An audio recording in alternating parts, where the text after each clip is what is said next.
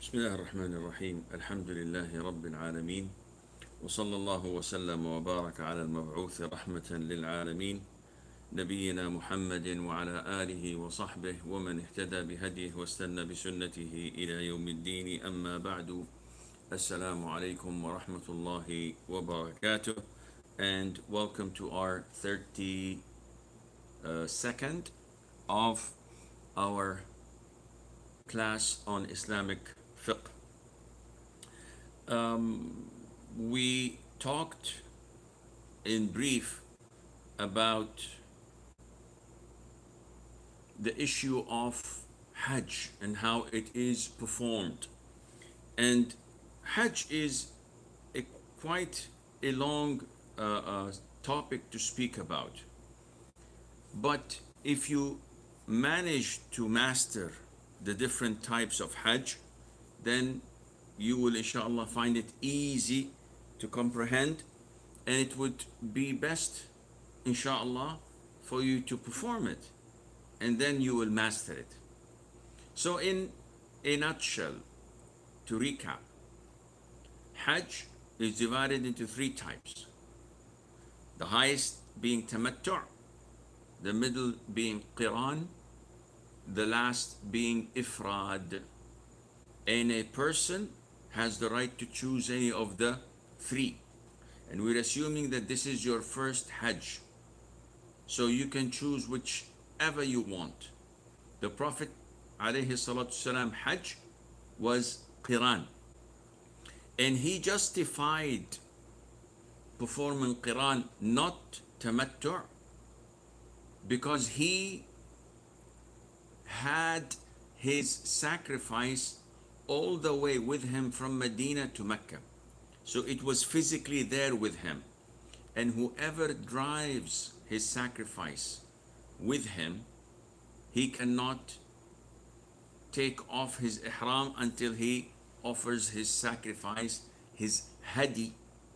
Alayhi salatu wasalam clearly indicated and advised them to perform Umrah and to cut their hair and wear their normal clothes until the 8th of the Hijjah.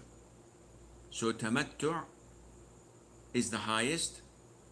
The format of Tamattu' is different than Qiran and Ifrad because it has a separate Umrah in the beginning, and that afterwards, from the 8th Dhul Hijjah onwards, the tasks of the person doing Tamattu' is as good and as close as the tasks done by the person doing Qiran or Ifrad. Qiran and Ifrad are identical. However, the difference is in two things.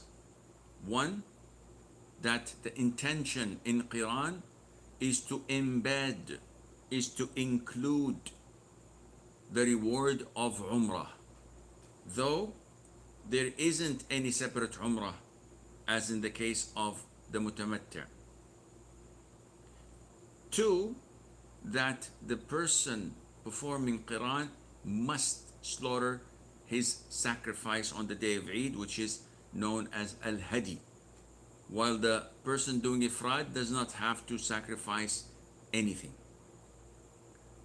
Going back to the pillars of Hajj, you remember that the pillars of Hajj is Ihram and standing on Arafat,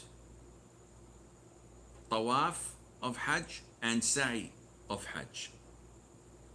In the case of the Mutamatti', he adds to that another tawaf and another sa'i, which are for his umrah.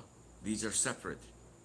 So from the 8th of the Hijjah, even the Mutamatti' has to perform one tawaf of Hajj, known as Tawaf al-Ifada, and sa'i al-Hajj. So they're all identical in what they have to perform on the 8th of the Hijjah onwards. But the only difference, on the other hand, is that the Qarin and the Mufrid have the luxury of performing Sa'i al-Hajj on the 8th of the Hijjah after they do Tawaf al-Qudum. And this is an option they have the luxury of choosing, or if they decide, they just go to Mina directly or go to Arafah directly, and on the day of Hajj onwards, they, as the Mutamatti', have to perform one Tawaf al-Hajj and Sa'i al-Hajj.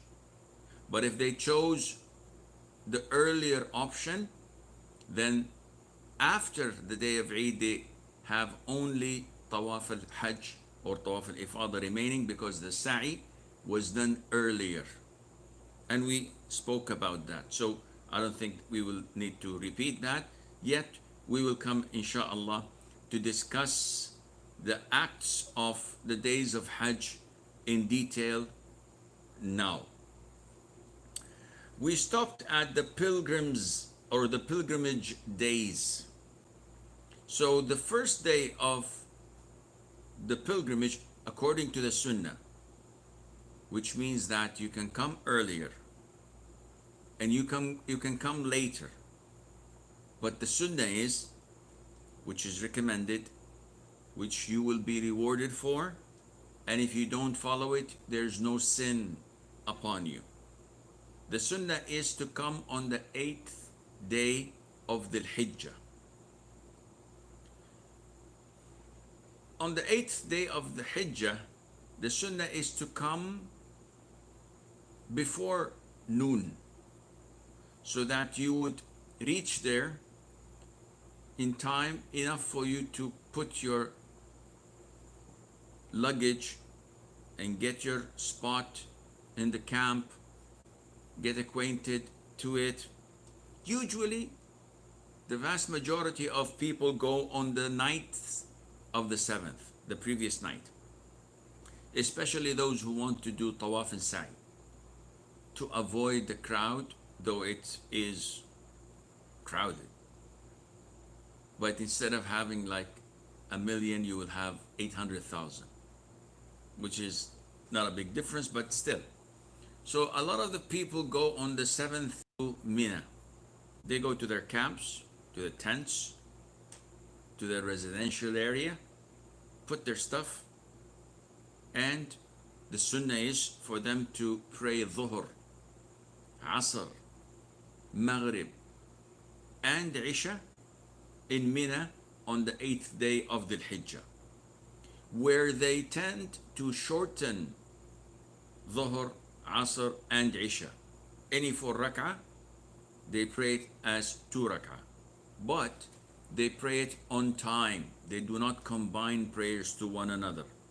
This is the Sunnah. They pray each prayer on time. And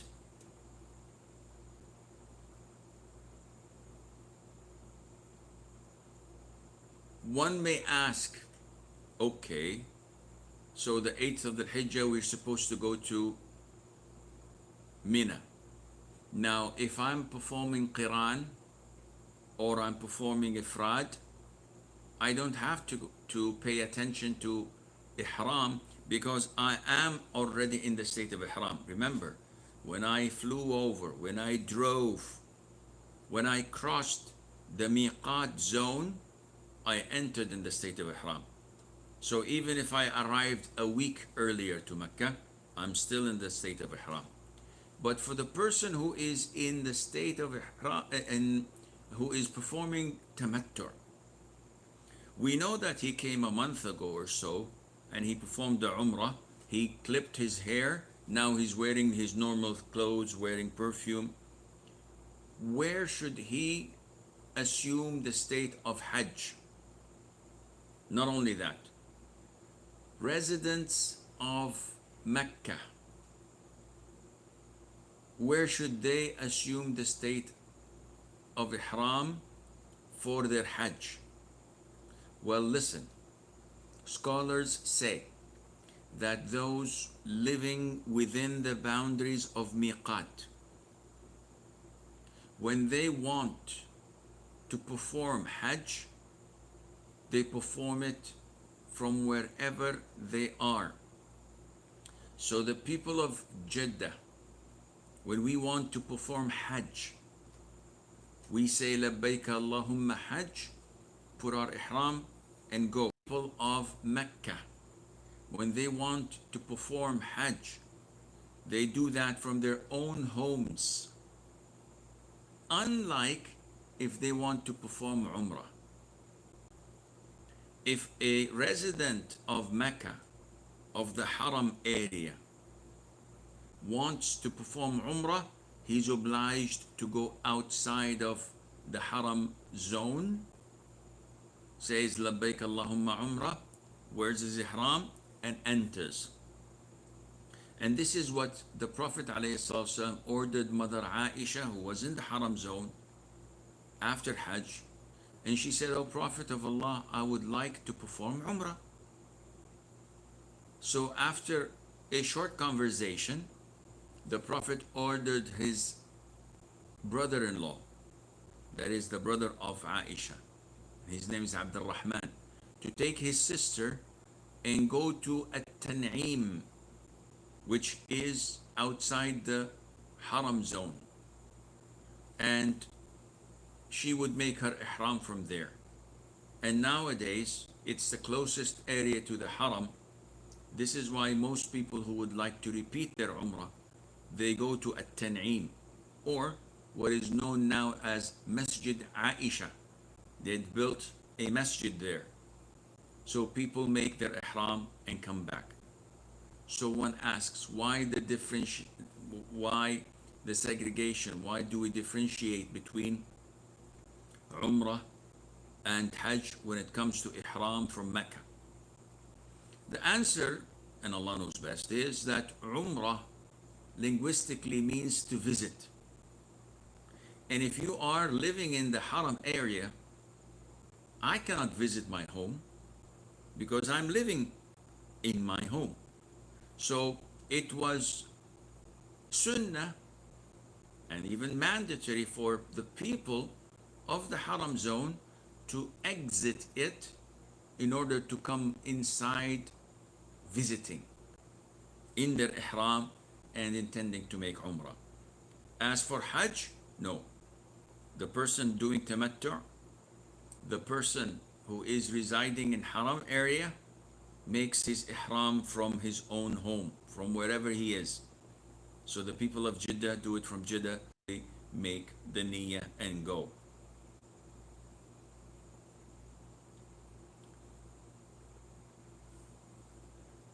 So we are in Mina, inshallah. We are wearing our ihram. We've prayed Dhuhr 2 rak'ahs, Asr 2 rak'ahs, Maghrib 3 rak'ahs, Isha 2 rak'ahs. Then we take a good night's sleep. Of course, those who pray night prayer, those who offer witr, business as usual. Then comes the 9th of the Hijjah, which is called the day of Arafah. And Arafah is a mountain near to Mina and to Mecca, where we will come and discuss what people should do there. So the 9th of the Hijjah is called the day of Arafah. And the following day, the 10th of the Hijjah, is called day of Eid, Eid al-Adha, or the day of the grand pilgrimage, because of the many tasks being performed in it. And the following 3 days are known as Ayyam al-Tashriq. So we have the 9th, 10th, and the 11th, 12th, and the 13th with names. People give them names. What about the 8th day of the Hijjah? Doesn't it have a name? Yes, it does. It is called Yawm al-Tarwiyah.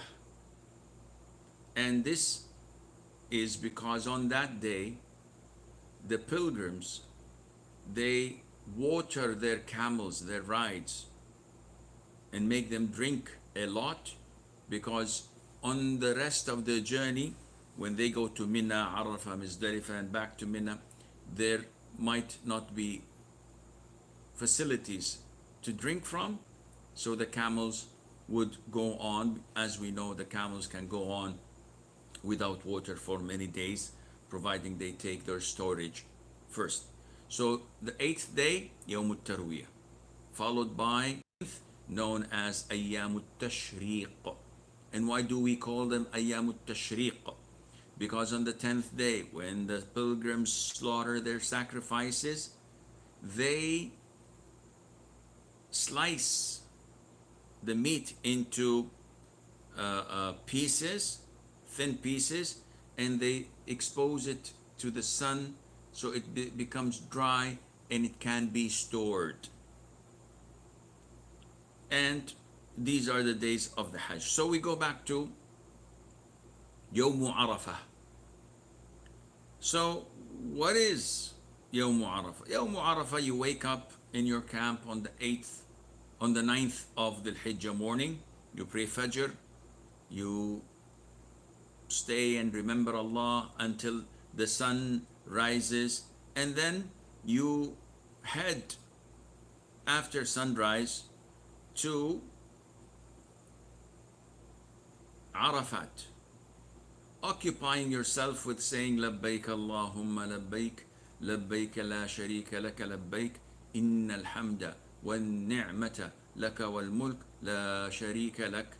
And this is a positive response when you say Labbaik Allahumma Labbaik. I am responding to you, O Allah, positively, and you praising Allah Azza wa Jal. In the translation, in this section, you will find that they've added I respond to you at the end, which is not there. The last thing you say is you have no partners. That's it, full stop. They've added by mistake I respond to you, and you remove that from your textbooks. So we approach Arafat, and then it is recommended that we do not enter Arafat until it is after Dhuhr Adhan. And it is recommended to stop at a place now called as Namira, and which is a valley before reaching Arafat. And in Namira there is the masjid. And you have to be careful because you must be within the boundaries of, and if you step 1 meter away from it, you're not in Arafat anymore. And the masjid in Arafat, called Masjid Namira, half of it is in Arafat, half of it is out of the borders of Arafat. So also you have to be careful for those who would like to spend their time in the masjid, that they're doing that in the area that is within Arafat. So the people reach there at Dhuhr time. The sunnah is for the Imam of the Muslims to gather them and to give them a sermon, to deliver a speech there.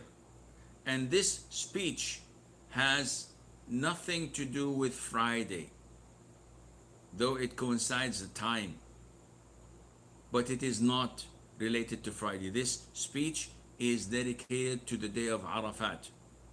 Attending it is not mandatory, but if you do, then that's good, because it is a piece of advice that you would hear and learn from. And after the sermon, where the Imam reminds the people of Allah Azza wa Jal and gives them advice, there is the adhan of Dhuhr, there is an iqamah for Dhuhr, where they pray 2 rak'ahs silently, and then there is another iqamah for Asr, combined to Dhuhr, where they pray again 2 rak'ahs of Asr.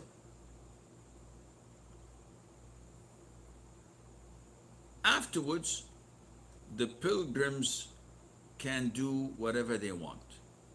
They go to their favorite spot, usually in the camps they are allocated to, so that they won't get lost amidst the crowd.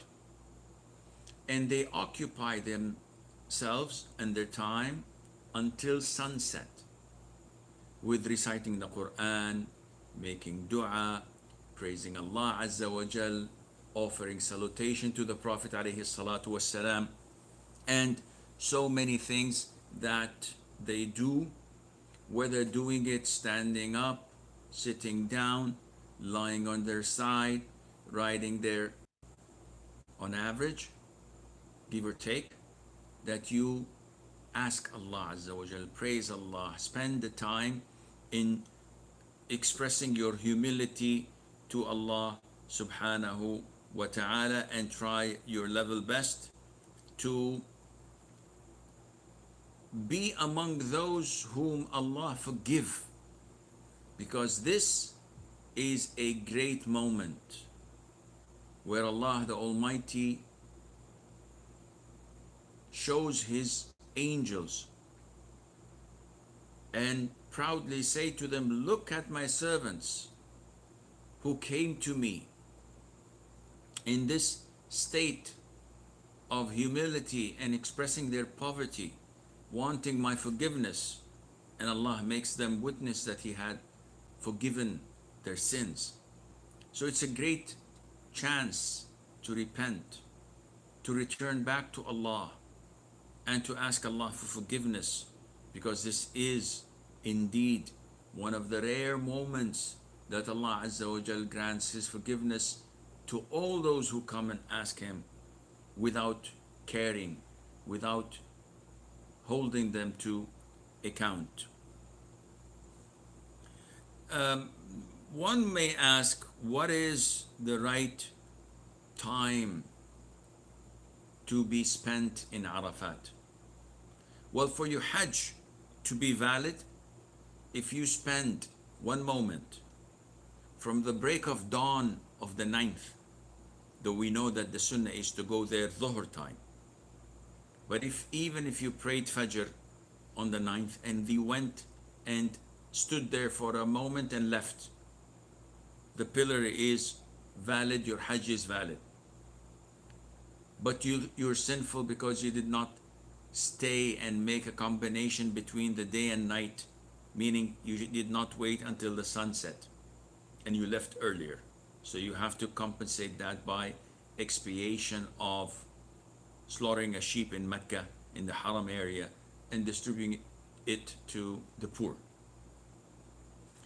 But also, if someone, for one reason or the other, missed the daytime in Arafat and came at nighttime before the break of dawn of the 10th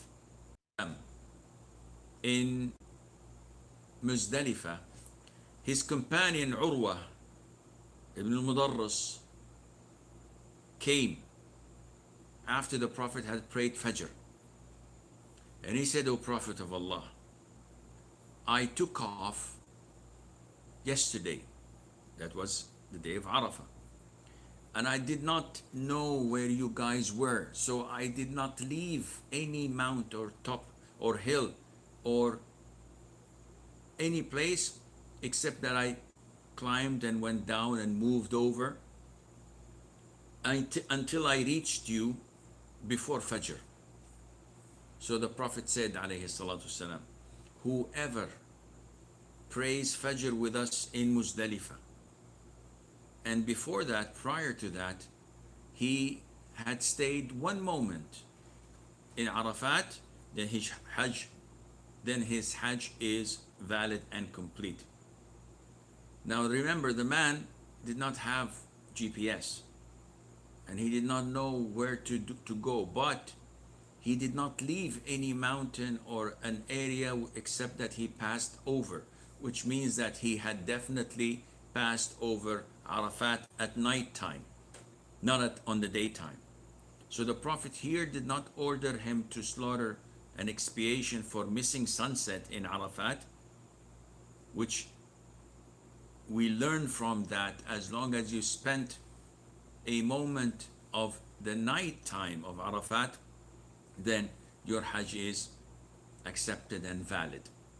And by the way, this is something that people make a quiz out of. So this is a bonus that you may like to learn. In Islam, the night of any day precedes it. I'll repeat that. The night of any day precedes it. Let's look at the month of Ramadan and assume it was 30 days, and the following day is the day of Eid, the first of Shawwal. The Eid is on a Saturday, so sets. So today is Friday. It is the 30th of Sha'ban. We are fasting. We prayed Friday. It's Asr time. The sunset is due. We break our fast. This is the last day of Ramadan. With the sunset begins the night of Eid. Though Eid is tomorrow, but the night of days precedes them in Islam. Every night. And this is why. Today is the 30th of Sha'ban, which is a Monday. Tomorrow is a Tuesday, the first day of Ramadan.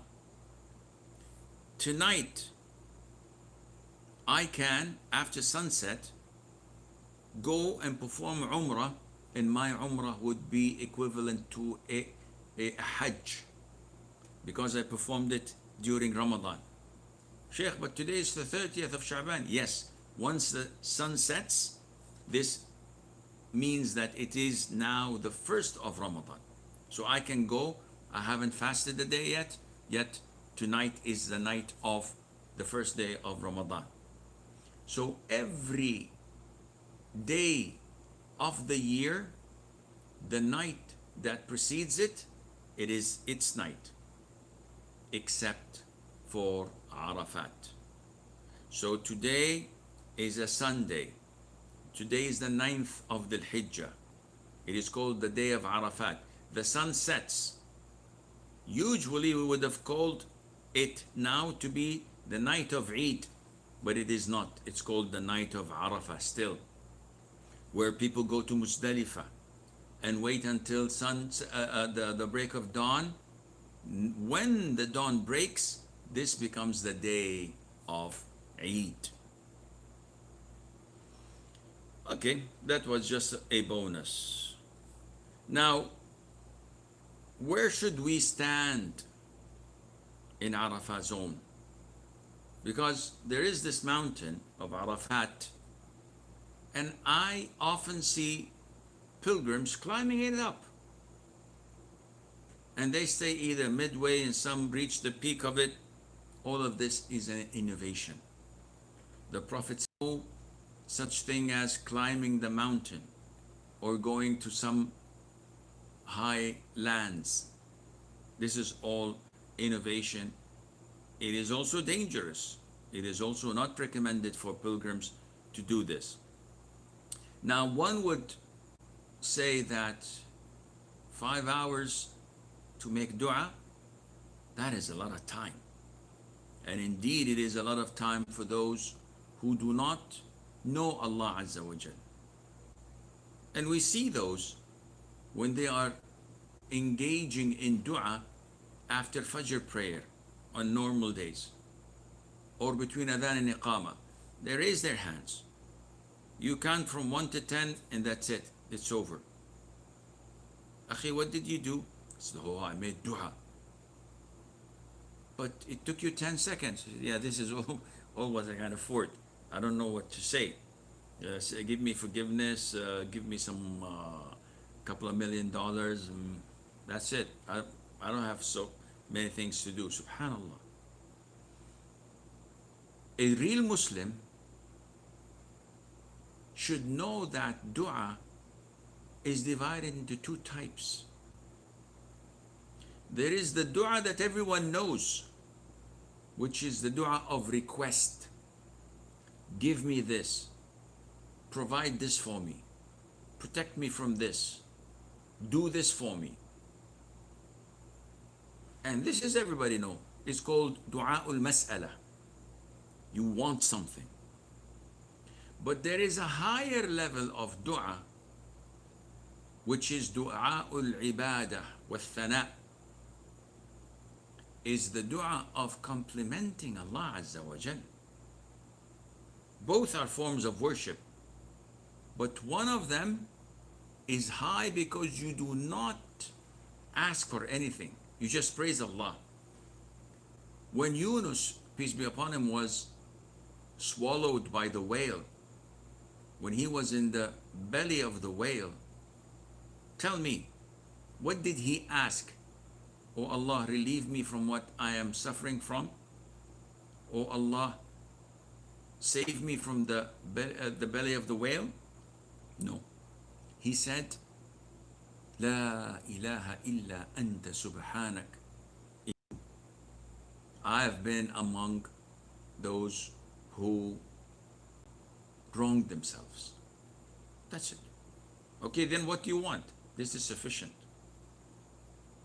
This is dua of praising Allah Azza wa Jalla and complimenting Allah subhanahu wa ta'ala, which embedded in it, by confessing my wrongdoing, that you see what is happening to me, relieve me from my problems. And this is why the best thing the messengers before me and I supplicated to Allah is La ilaha illallah.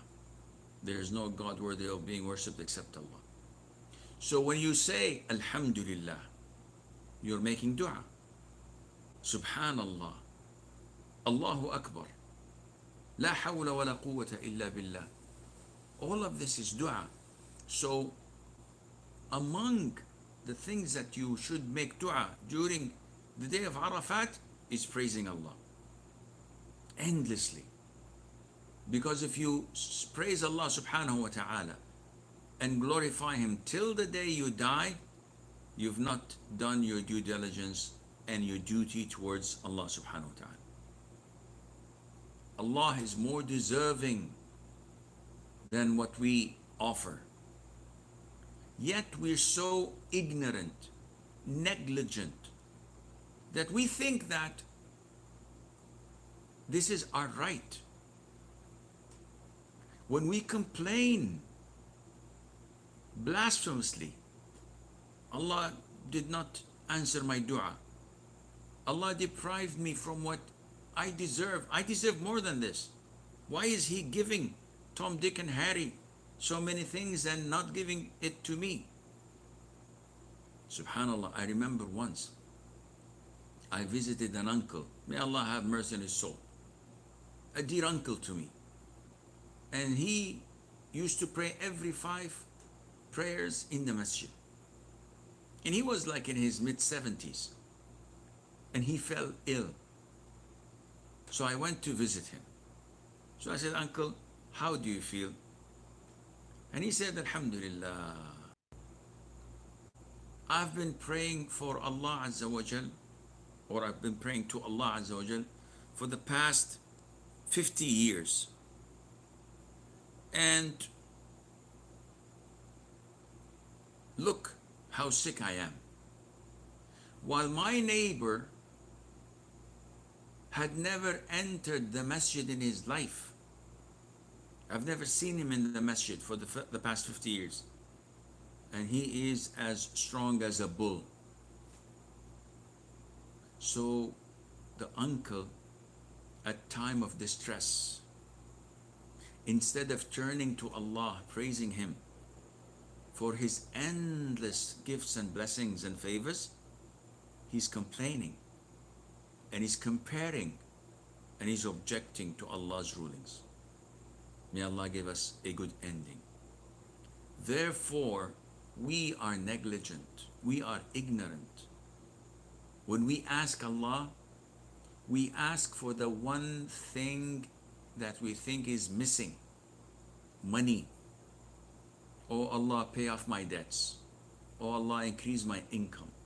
Oh Allah, help me build my third mansion, or buy my fourth Bugatti, or do this or do that. And then we're out of requests. Why? Because we take everything that we have for granted. You have good health, mashallah. Yeah. So what? Everybody has good health. So you think that it is something that you deserve, to have the blessing of sight, to be able to hear, to be able to speak, to be able to walk straight, to have good legs, good knees, a good back, to be able to breathe now amidst the people with COVID-19. May Allah protect us all. So you take these things for granted. Do you have food and beverages? Of course. I have like 5 meals a day. Breakfast, lunch, brunch, snacks, dinner, etc. And I have storage of like 6 months to a year. This is normal. Well, why are you asking? MashaAllah, do you have a roof on top of everything, man? Why are you asking these stupid questions? Because you're not grateful to Allah Azza wa Jal for giving you these things, and this is why you don't thank Him. You don't express your gratitude to Him. And when it comes to asking Allah Azza wa Jal, you want more. Have you ever thought, when you raise your hands to make dua, to ask Allah for forgiveness? Yeah, of course. Oh, Allah forgive me, then you move on. When you say, Allah forgive me, do you contemplate upon the things that you want forgiveness for? The sins that you've committed when you looked at something haram, when you heard something haram, when you said something haram, backbiting, making fun of others, lying. When you say, oh Allah forgive me, in less than a second, do you remember how many prayers you came late to? Or let me rephrase, how many prayers you've skipped from praying in the masjid? Oh, I don't pray in the masjid to begin with. I pray home on time. MashaAllah. And you know that praying in the masjid is mandatory for man. And the Prophet almost burnt the houses of those who do not perform prayer with him in congregation. And you're proud of praying home like women and elderly and children? Do you contemplate when you say, oh Allah forgive me, the number of times you cheated people, you broke your promise, you held a grudge against someone, times you did not pay your dues on time, you thought that you fooled someone in a transaction which won you a few dollars here or there, yet you think that you're smart. There are so many things that we do during the day and night.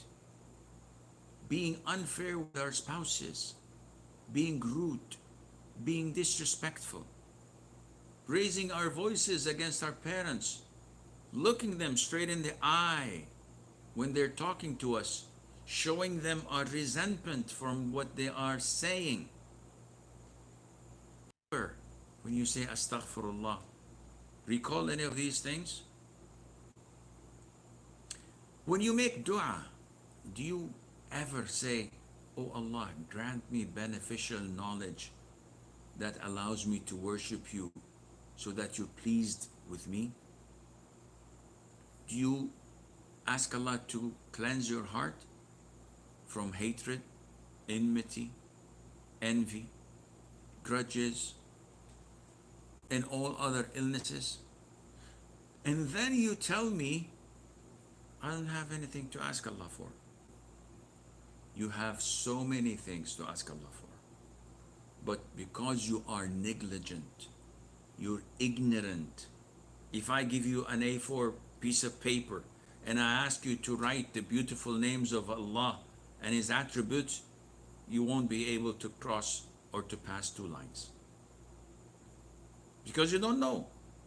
You know He's Allah, Ar-Rahman, Ar-Rahim, Al-Malik, maybe Quddus, Salam, Mu'min, Muhaymin, Aziz, Al-Jabbar, Mutakabbir, Al-Khaliq, Al-Bari, Al-Musawwir. That's it. But if I ask you to write to me the blockbusters of 2019 or the top 10 songs or the most highly paid actors and actresses or the prices of gold over the past 3 months, the stock exchange market, if I ask you about the types of cars that can do 0 to 60 in less than 3 seconds, you'll be able to write a lot because this is your dunya, this is your life, this is where you think that you are born in and that you live forever. If I ask you to describe Jannah, paradise, which you are about to leave and go to, inshallah, you and I, you'll find that you have no knowledge at all. If I were to travel, may Allah uplift the travel ban. They've canceled 2 courses, one in Kuala Lumpur and one Nairobi next week, Easter. It's canceled. We're in a curfew. Alhamdulillah, this is what Allah Azza wa Jal preordained. So it's definitely go and travel to a country. I do my due diligence and my research. I know their currencies. I know their capital city. I know what's the weather gonna be for the next 3 weeks. Where are the tourism sightseeing places? What's the best restaurants to go and eat? How to get in and how to get out clean. What to buy, what to look for. And I do this religiously so that I would spend quality time. When it comes to Jannah, do you know the 10 heaven-bound companions of the Prophet ﷺ that you would be honored to be with and to meet? Nope. Do you know any of the companions of the Prophet ﷺ? Yeah, like a man or two. Subhanallah. So we have a big problem. And this problem is manifested on the day of Arafah, when everyone around you, 2.5 to 3 million people, Muslims, all wearing white garments, nothing on their head. They all look the same. The king looks like the beggar. They're all looking the same. And they're raising their hands, praising their Lord, asking Him for things. And you say that, wow, man, 5 hours is a lot of time. No, it's not a lot of time. But if you manage to fill your heart with the love of Allah Azza wa Jal, you will have so many things that you would complain at the end of the day that time was not sufficient. These 5 hours, my brothers and sisters, can't be imagined until you experience them. These hours are of cleansing the hearts, of getting people back to restart and jumpstart their hearts. They don't have their mobile phones on them to check WhatsApp messages. They are devoting their time asking Allah Azza wa Jal to forgive their sins. What everyone else is doing. This is my quality time with Allah Azza wa Jal. I confess my sins that no one knows except Him. I ask Him for forgiveness, and I am fearful that He may not accept my plea. One of the scholars of the Salaf was at this great moment of time, and he made a lot of dua. And at the end of dua, he looked at the hundreds and thousands of Muslims and said, by Allah, what a great day. What a great moment. If I was not with them, I would have guaranteed that Allah had forgiven all of their sins. He's looking down at himself, seeing himself to be the obstacle of Allah forgiving them all because he's with them. This is the humility. This is the humbleness. This is the poverty Muslims should be expressing when they are in Arafat. It's a moment to reflect. There's nothing with you. You don't have even your bank account checkbook. You don't have any wealth on you. It's only this garment, this towel, and this waist wrapper. That's it. But you are there to cleanse, to clean, to purify, to get closer to Allah Azza wa Jal. If you are ignorant, this won't be an easy thing to do because you're neglectful.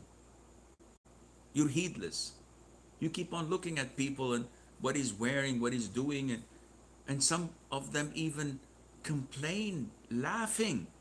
Sheikh, I saw this guy and he was weeping and crying as if he killed someone. Subhanallah. That was very funny, man.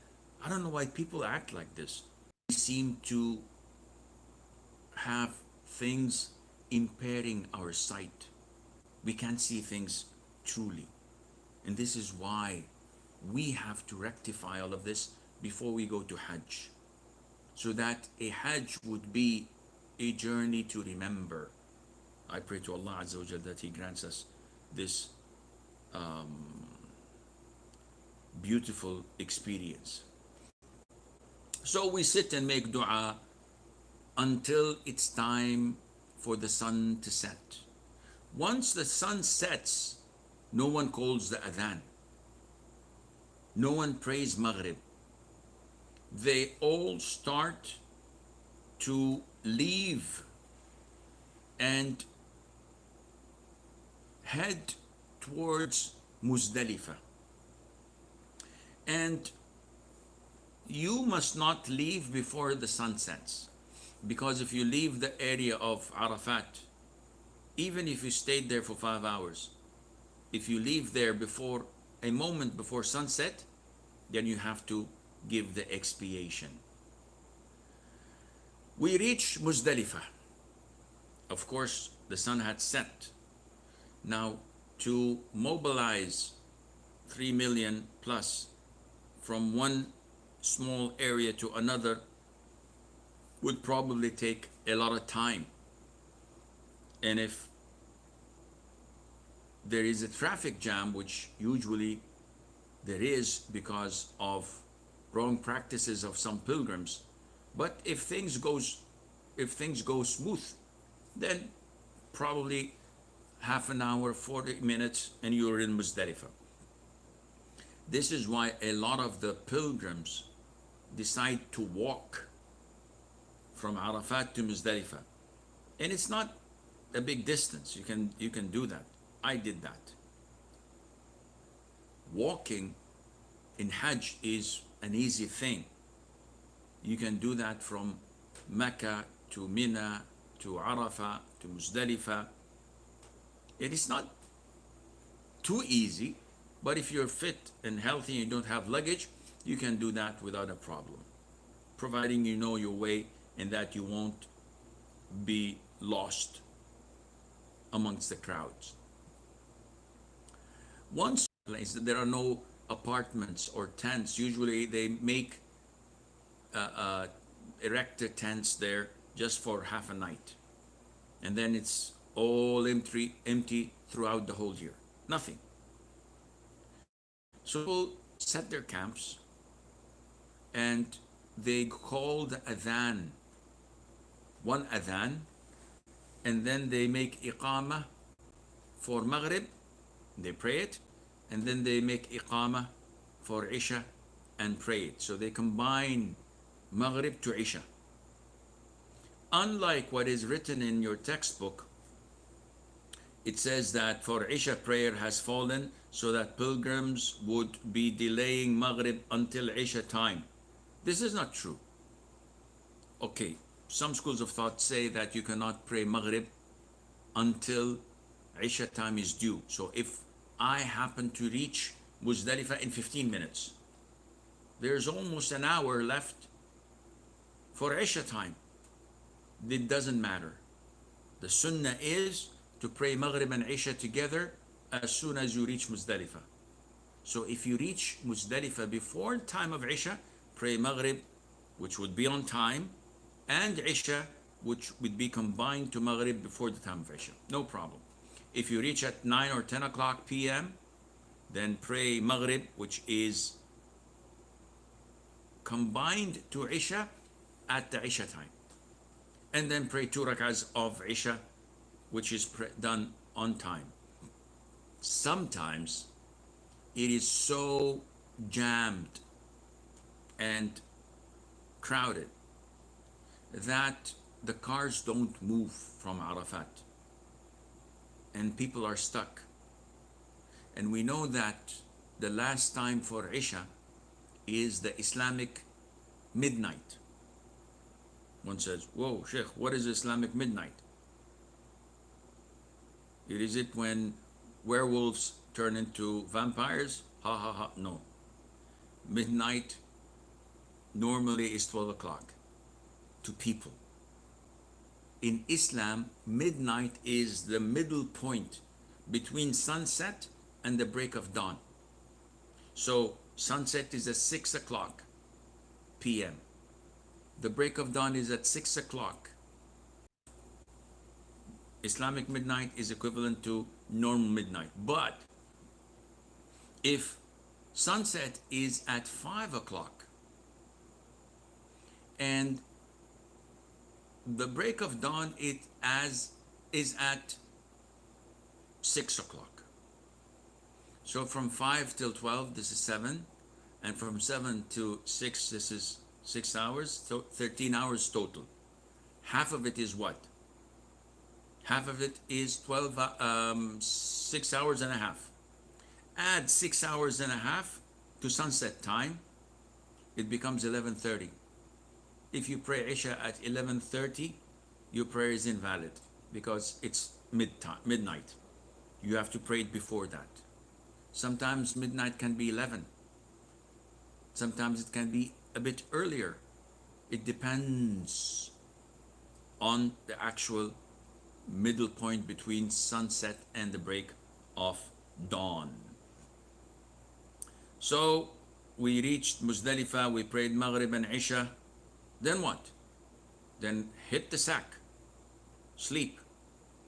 If you were caught in the middle of the way between Arafat and Muzdalifah due to traffic jam and it's almost midnight, dismount from your vehicle, pray Maghrib and Isha on the road. You don't have to reach Muzdalifah because praying it on time is more important than waiting until you reach Muzdalifah. If you're afraid that the car is moving and that you will miss your bus and then you will be really in big trouble, then you can try to pray it in the bus. But this is hypothetical because if the traffic jam is there, you can have time to pray it on the ground, inshallah. We've reached Muzdalifah. What to do? Take a good night rest. Shouldn't I spend my time remembering Allah, praising Him, making dua? No.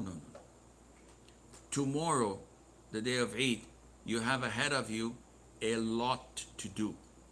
So you need to gain your strength, rest. If you pray night prayer and witr as usual and make that short, it's okay. It was not reported to us that the Prophet did that, alayhi salatu wasalam. But it doesn't mean that he didn't do it as usual, but for the benefit of the doubt, take a good rest. On this, we could have gone a little bit faster and left some time for the questions, but inshallah, in what we have learned today, there would be a lot of benefit for us until we meet next, let me count, Thursday. I leave you في أمان الله والسلام عليكم ورحمة الله وبركاته.